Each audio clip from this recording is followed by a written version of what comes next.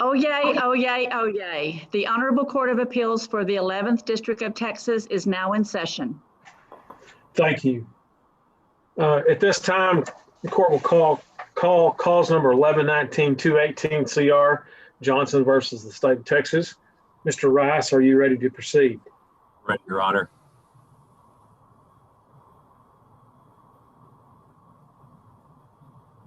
Can you hear me? Yes, go ahead. Okay, thank you. May it please the court and counsel. Your Honor, with respect to the court's prior instructions, if it is appropriate, I would just refer to the alleged victims in this case as mother and child, if that's acceptable. Okay, very good. Yes. The crux of this case is an interpretation, really, of Penal Code Section 21.02b, the statute for continuous sexual assault of a child. And the provision that we're talking about is a provision that says a person commits an offense if during a period that is 30 or more days in duration. And what we're asking this court to do today is either interpret that or essentially find that vague as applied to the appellant in this case. And what makes this case unusual, on the facts, is that we have allegations against one victim and allegations against the second victim, who was not even born at the time the first victim was allegedly assaulted. So that's what makes this case, I think, different and problematic, because the statute here, I think, works when you have a singular victim. The 30-day requirement and the period in question, it fits. You can determine when that period of time begins and ends. If you have a singular victim, the time period begins during the first assault and ends when that victim turns 14. That is a determinable period of time. The state, in its argument, pretty much eliminated the duration and period of time language. Their interpretation of the statute was two sexual assaults more than 30 days apart. And the district attorney argued to the jury that it didn't matter how long it was apart. It could be years apart. In their analysis, it could be 50 years apart. It's indefinite. And what we're asking the court to do today is to look at that in particular.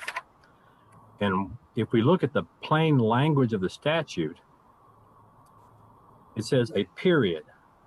It talks about a period of time, and I would argue that the plain language of that, a period, means a beginning and an end that has to be defined somehow. It's not indefinite.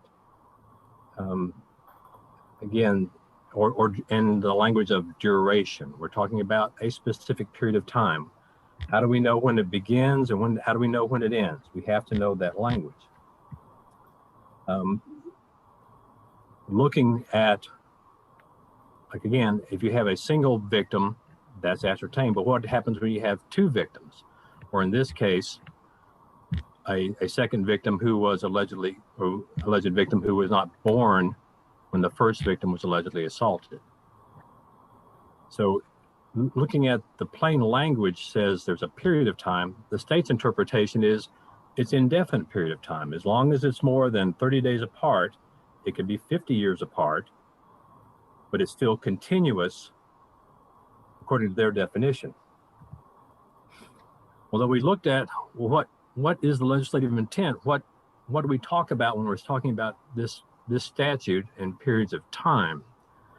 And I've not found a case on point that addresses this question, but there are the cases that we cited in our brief, cases interpreting the jury unanimity question.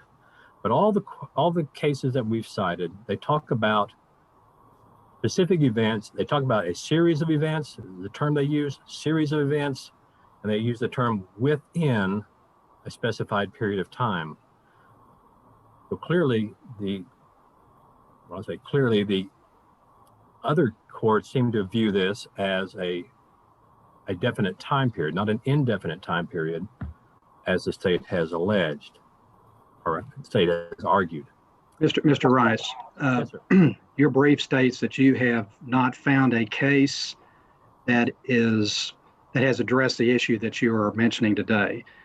But the state has cited a case, Coker versus State, which seems to address this very scenario.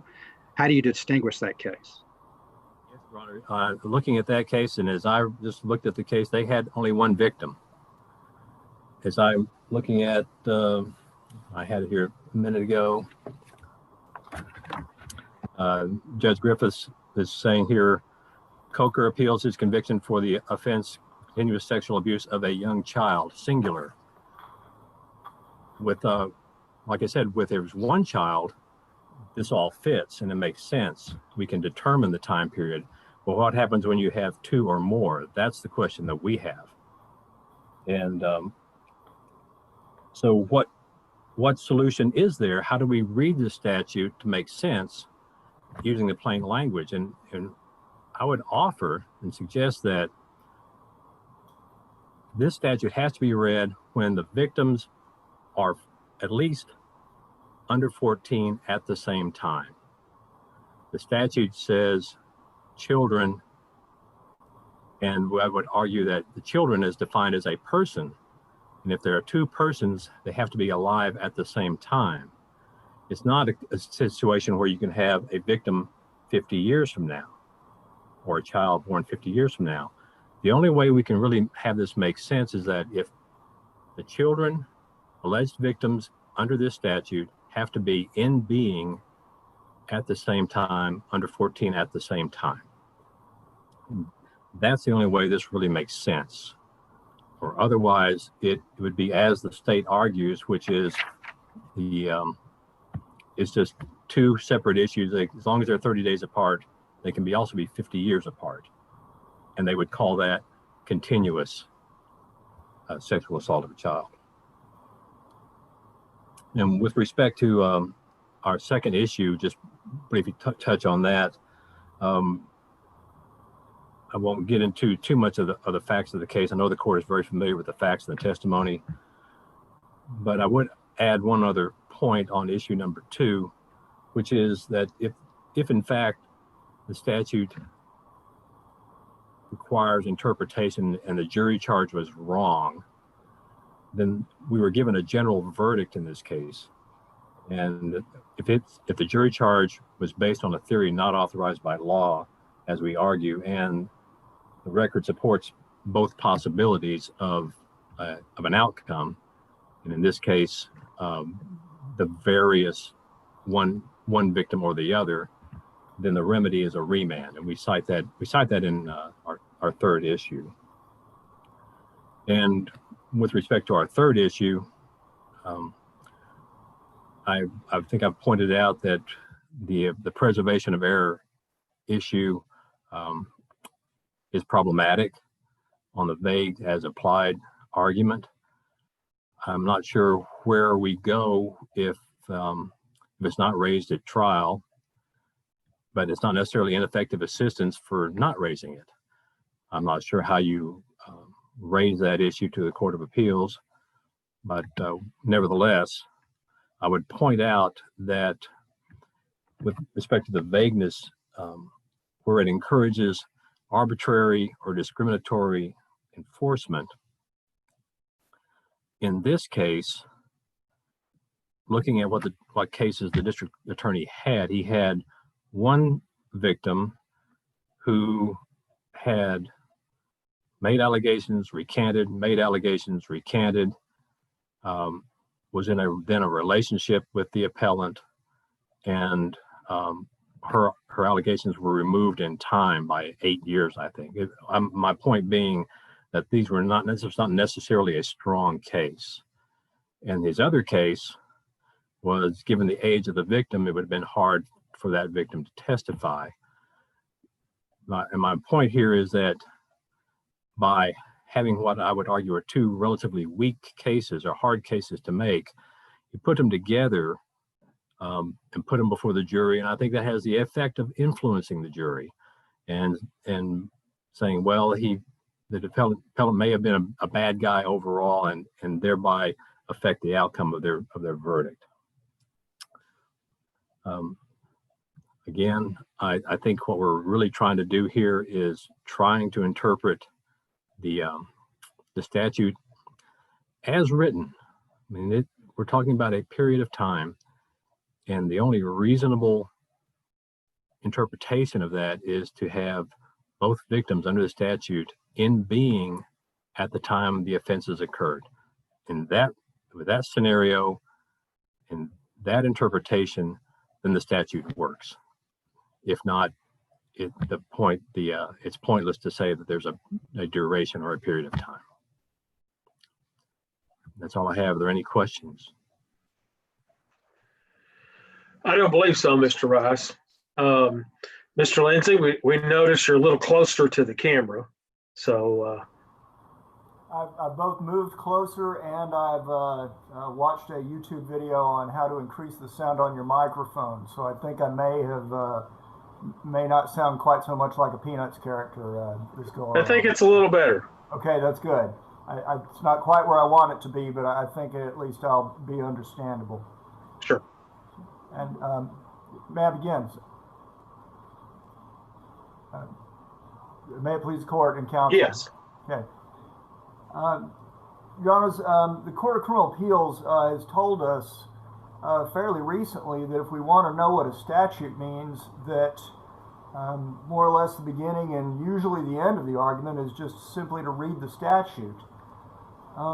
Before I get to that point, as appellant concedes, the void for vagueness as applied argument is unpreserved. That unfortunately for appellant kind of pops the balloon straight out of the box. That case law says that as applied constitutional claims are subject to the same preservation requirement as other objections. That appellant under Rule 33(1)A must preserve the error for appellant review.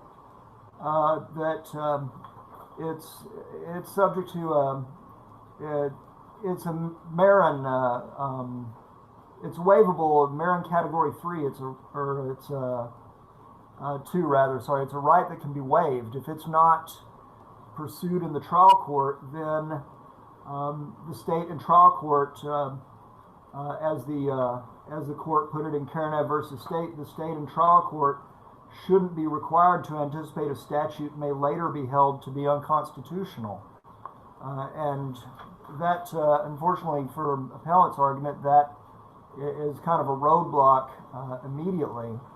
And that also kind of unseats his Almanza argument because it's dependent on the as-applied challenge.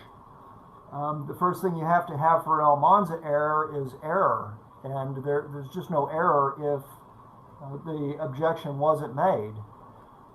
If that objection is made, then that can be examined in the trial court, but if it's not, then it's just simply waived.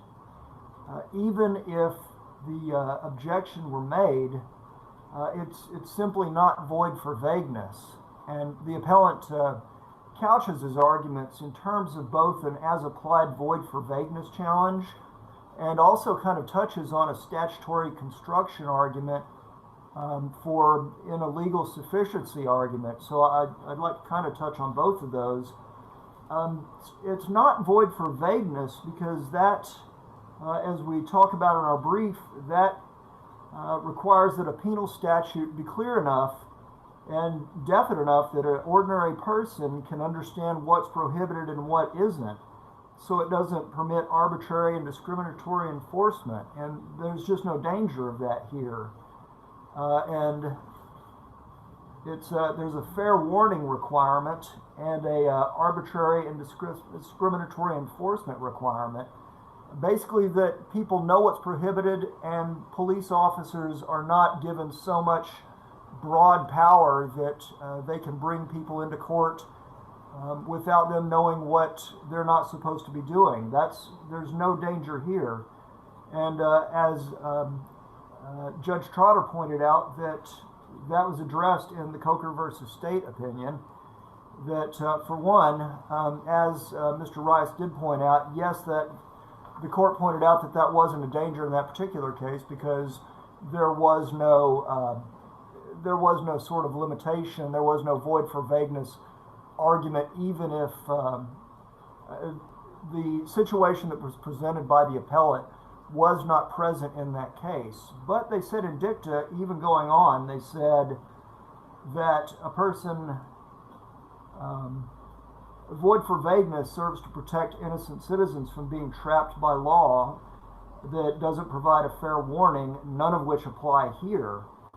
It doesn't trap the innocent by allowing policemen, judges, or juries to apply the law on an ad hoc or subjective basis. There's just no danger that a person is going to be unfairly trapped by the continuous sexual abuse statute.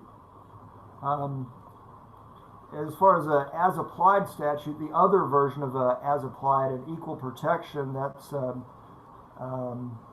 where the laws treat people differently. That was the situation in Estes. Just to touch on that very briefly, that's not an issue here. There's no argument that somebody that commits continuous sexual assault is being treated differently from other types of sex offenders, which leads us to the statutory construction portion of the argument. And basically we would say to the court that this is not ambiguous. It doesn't lead to absurd results, that the plain language of the statute prescribes exactly what the appellant did in clear enough terms that it can be understood by a person of ordinary intelligence. And I apologize to the court and both to Mr. Rice for supplying the Lopez-San Rodriguez case so late in the game, but as I was reviewing the briefs over the early portion of the week, I realized that this fairly recent case discussed that absurdity argument in terms that directly impacted the case at bar.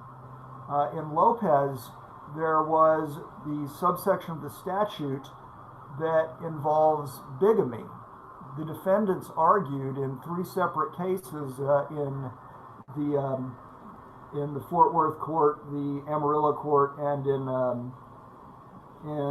the Beaumont court, I believe, that requires the actual commission of bigamy. That doesn't just mean you're married to somebody and you commit sexual assault, and really that's a lot stranger result than the one in the instant case. Because if that was all that was required, you would expect the statute to just simply say, and also it's a first degree if you're married when you commit the offense. The Court of Criminal Appeals said that doesn't matter. What we look at is what the statute plainly says.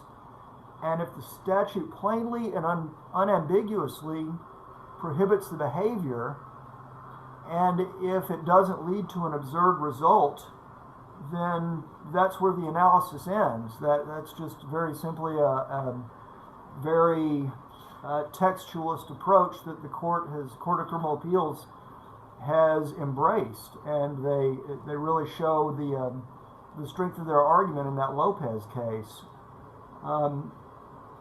They reversed the Fort Worth Court of Appeals in part because they relied on extra textual arguments. They said, well, you know what, we don't think that was the purpose of the bigamy statute. We think, looking at the legislative history, they meant to criminalize the actual commission of bigamy.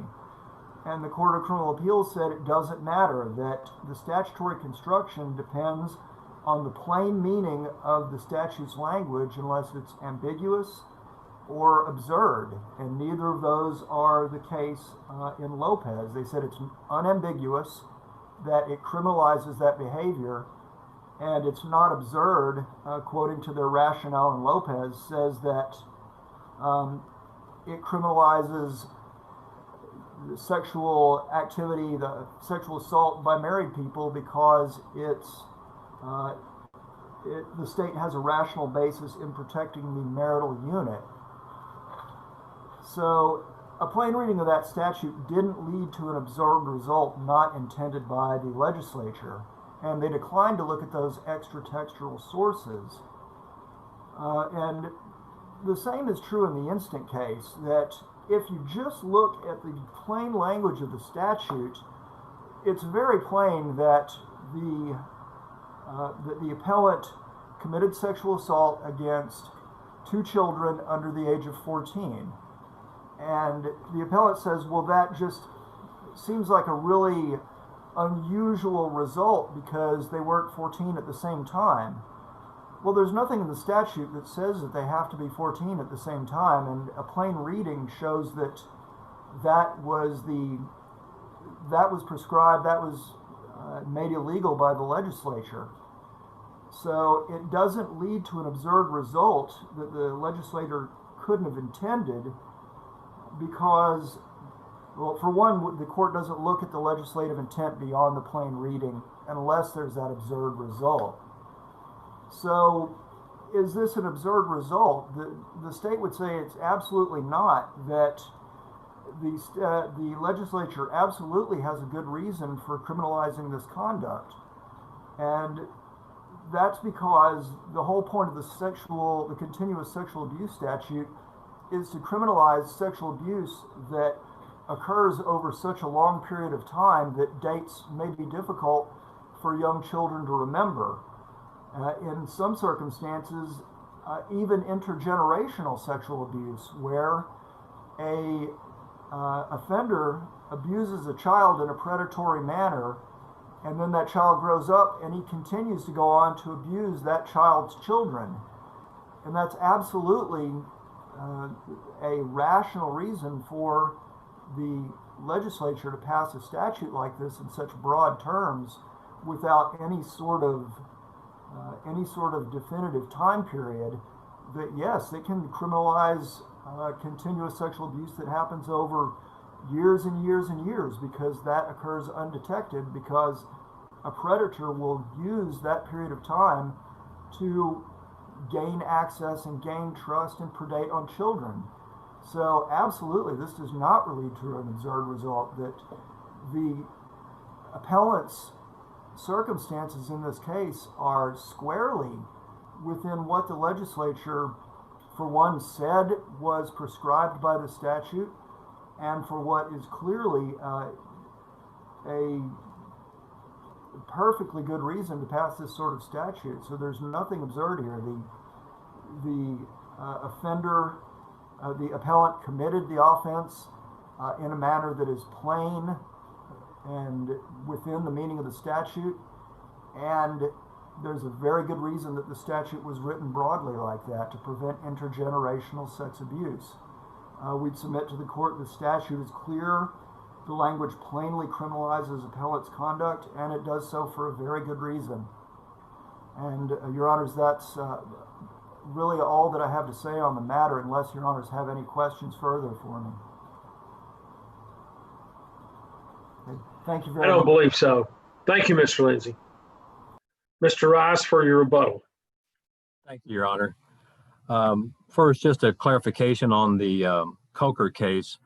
That was a single child, and the issue was there were offenses occurring over an extended period of time. So there was only one victim, and the question that was asked was, how does that impact the statute of limitations on some of the offenses? So it's not really analogous to our case. It was a different issue entirely.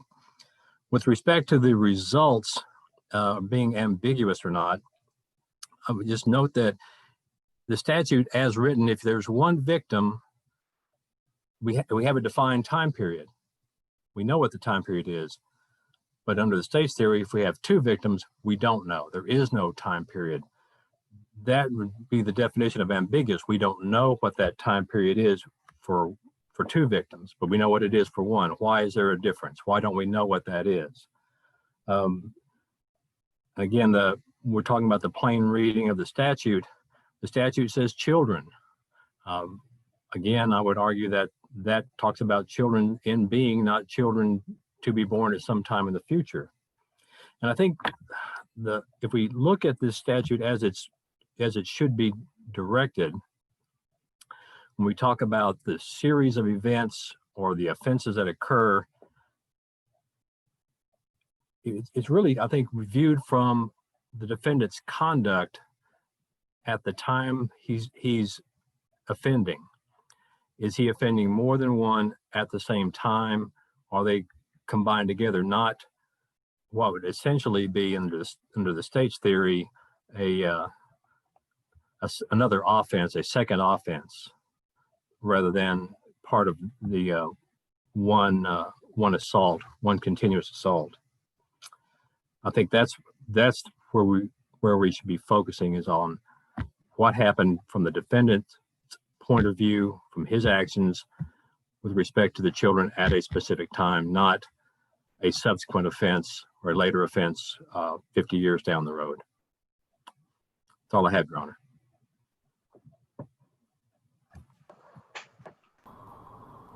Judge Wright, did you have a question? You're on mute. Judge Wright, you're on mute.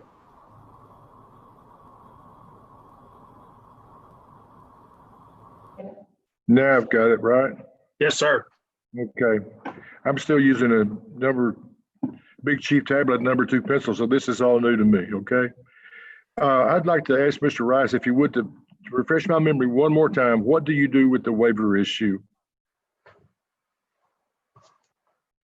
Your Honor, I think with the waiver issue, I would say two things. One, we did argue this as a jury charge issue, which I think helps us out and preserves our error, because I don't believe the judge properly instructed the jury as to the law, because the law should not have been, or does not, under our interpretation, allow for being charged with the second child being added to the charge.